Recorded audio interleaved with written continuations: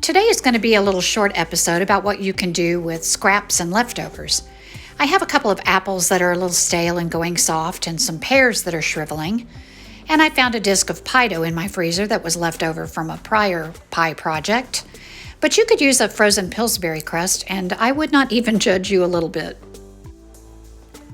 Now, if you were making this recipe in Italy, you would call it a crostata. If you were in France, you would call it a galette. But either way, it's just a really easy rustic pie without a pie plate. The beauty of this dish is there is really no real recipe. You can just use a handful of ingredients, starting with your fruit, which could be stone fruits like peaches or nectarines, or a combination of both. You could use berries, or like I am, apples or apples and pears.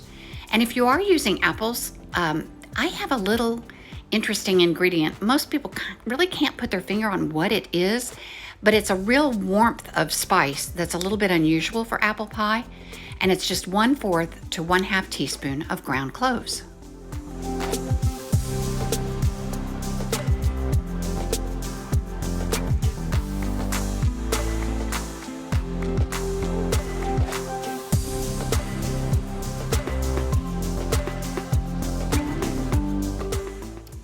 And since we can do anything we want, I'm going to take 1 nutmeg berry and grate a little bit of it right over the top of my fruit.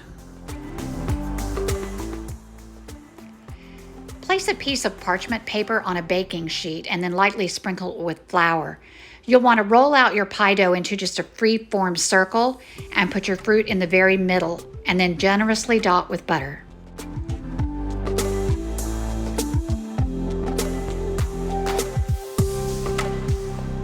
Once you've dotted it with butter, you're just going to pick up the corner of the parchment, and then you're just going to bring the edges up all around.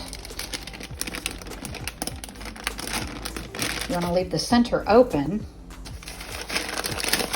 Just going to overlap the dough as you go around. You just press it a little bit, and then leave well enough alone. That is gorgeous. Wait till you see how this turns out. So now we're moving on to our egg wash, which is really just a whole egg mixed with some water or milk. If you want your pastry product to brown a little bit, you'll use milk, but I'm just looking for shine, so I just want egg and water. And then we're just going to grab our pastry brush. And y'all don't laugh. I have graduated to using actual paint brushes because over the years, even high-end pastry brushes, when you use them in a hot setting, the bristles melt. So I'm using a paintbrush, and I just slather the top of this girl, pop it in the oven at 350 degrees for 45 minutes. And then she's done when she looks like this.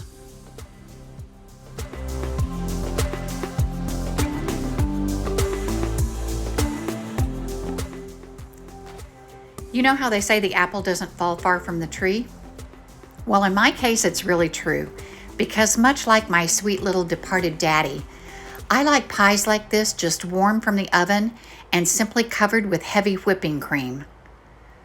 But of course, a couple of scoops of really good vanilla ice cream can't be wrong either. This is one beautiful batch of leftovers, where I promise you, you will not have any leftovers.